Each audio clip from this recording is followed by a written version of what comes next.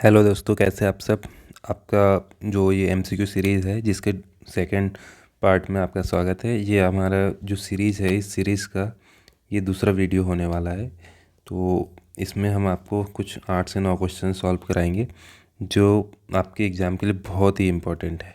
देखिए, अभी जो मैं सीरीज़ में जो क्वेश्चन लेके आ रहा हूँ, ये जो 2018 का जो एग्ज़ाम हुआ था उसके क्वेश्चंस लेके आ रहा हूँ, जो आपके एग्ज़ाम में बहुत हद तक आपको पैटर्न समझने में हेल्प करेंगे।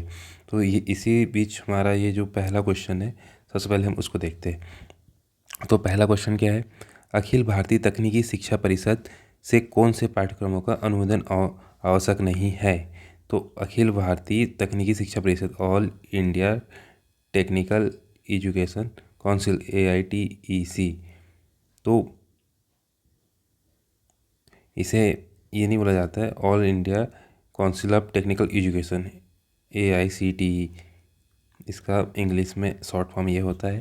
तो आप सभी को पता होगा, इसका आंसर तो आप सभी को पता होगा कि जो AICTE है BE को मान्यता देता है, MBA को मान्यता देता है, MTech को मान्यता देता है, फार्मेसी को मान्यता देता है। तो इसका आंसर क्या जाएगा? BA, क्योंकि इसे UGC द्वारा जो कॉलेज रहते हैं वह मान्यता देते हैं। तो इसका क्या बोला है कि नहीं है, तो इसका आंसर क्या बन जाएगा? BA।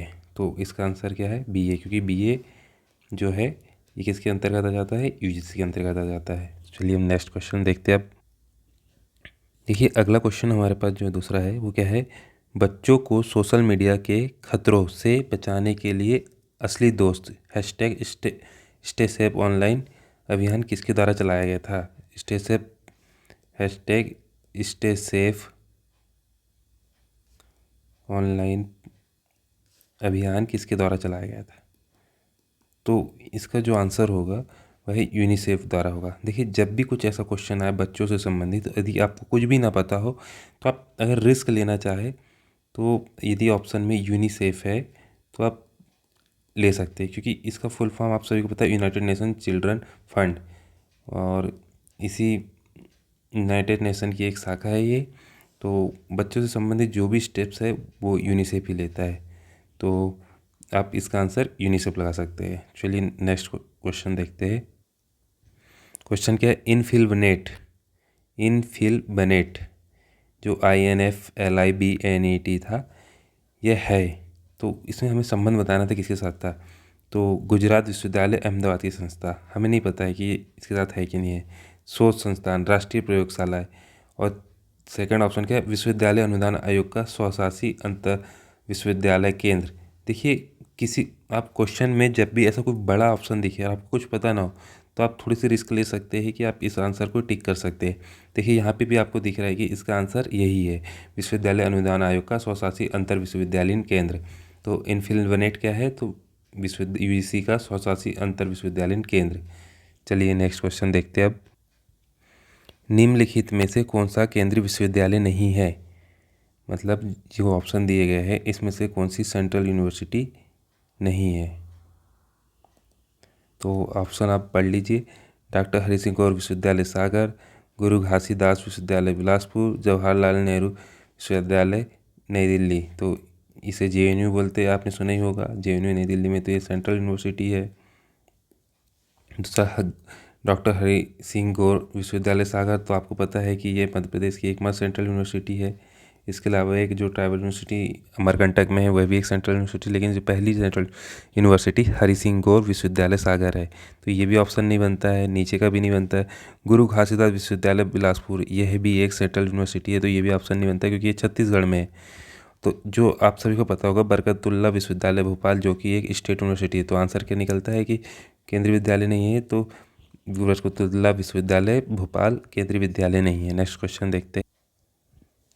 अगला क्वेश्चन हमारे सामने, विज्ञान और प्रौद्योगिकी विभाग department of science and technology का दायित्व नहीं है। देखिए, आप जब पढ़ रहे हैं ना तो आप इस तरह के MCQ जरूर सॉल्व करें, जिससे आपको एक रफ आइडिया लग जाता है कि आपको क्या पढ़ना है और क्या छोड़ना है। इससे आपकी तैयारी में ना बहुत आसानी होती है। यदि आपको ये सीरीज पसंद आ रही हो तो आप हमारे चैनल को सब्सक्राइब कर लीजिए, और वीडियो पसंद आ रहा हो तो इसे लाइक कर दीजिए। आप चाहे तो अपना समय बचाने के लिए इस सीरीज़ को 2x में देख सकते हैं। तो जो क्वेश्चन है, विज्ञान और प्रौद्योगिकी विभाग का दायित्व नहीं है, तो पहला ऑप्शन देखते हैं, विज्ञान प्रौद्योगिकी से संबंधित नीतियों का निर्माण, बिल्कुल ये इसी का कार्य है। दूसरा ऑप्शन है विज्ञान प्रौद्योगिकी के नए क्षेत्र को बढ़ावा देना। बिल्कुल सही आंसर कि नए क्षेत्र को बढ़ावा देता है। जो है ईंधन उत्पादन के विकास के लिए कार्य करना, तो ये भी इसी का कार्य है।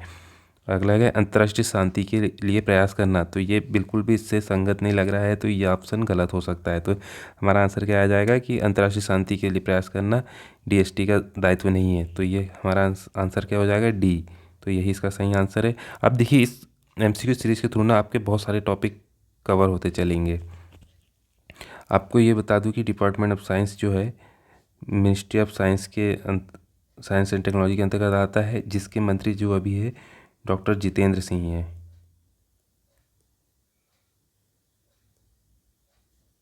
ठीक है, आप इसे याद रखिएगा। नेक्स्ट क्वेश्चन देखते हैं। मध्य प्रदेश में अनुदान प्राप्त अशासकीय महाविद्यालयों की संख्या है, तो इसका आंसर आ रहा है 75। ये जो पुराने आंकड़े के अनुसार है, 2018 का पेपर है। तो मैं इसे आपको देख के न्यू डाटा क्या है मैं आपको अगले वीडियो में अपडेट कर दूंगा। तो प्लीज़ इस क्वेश्चन के लिए मैं माफ़ी चाहता हूँ, लेकिन जो इस 2018 के अनुसार डाटा जो था वो 75 अशासकीय महाविद्यालय है जो कि मध्य प्रदेश में अनुदान प्राप्त है।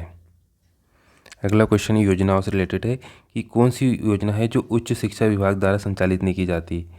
तो इसमें से जिसका आंसर क्या है, कन्या साक्षरता प्रोत्साहन योजना जो है यह उच्च शिक्षा विभाग द्वारा संचालित नहीं की जाती है, क्योंकि इनमें से दो योजनाएं जो है आपकी उच्च शिक्षा विभाग द्वारा संचालित की जाती है। तो कौन कौन सी, गाँव की बेटी योजना और प्रतिभा किरण योजना, ये दो योजना ऐसी है जो कि उच्च शिक्षा विभाग द्वारा संचालित की जाती है। अगला क्वेश्चन क्या है, ये जो आपका राइट टू इन्फॉर्मेशन है, सूचना का अधिकार से क्वेश्चन है। तो आप इसे देख सकते हैं और आपको आइडिया मिल जाएगी आपको सूचना के अधिकार में कौन कौन से टॉपिक कवर करने हैं। तो हम देखते हैं भारत में केंद्रीय सतर्कता आयोग की वर्तमान स्थिति कैसी है। मतलब कि ये जानना चाह रहा है कि कॉन्स्टिट्यूशनल है या फिर अनकॉन्स्टिट्यूशनल है या फिर सांविधिक निकाय है, रेगुलेटरी बॉडी है, क्या है। तो ये जानना चाह रहा है। तो इसका आंसर क्या आ जाएगा, गैर सांविधिक निकाय,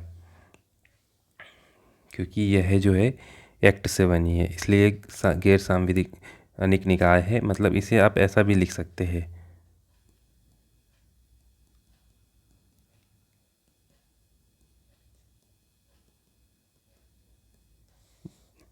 जिसे स्टेचुरी बॉडी भी कहते हैं। बाकी ये ऑप्शन इसके गलत है, तो इसका आंसर क्या है, गैर संवैधानिक निकाय।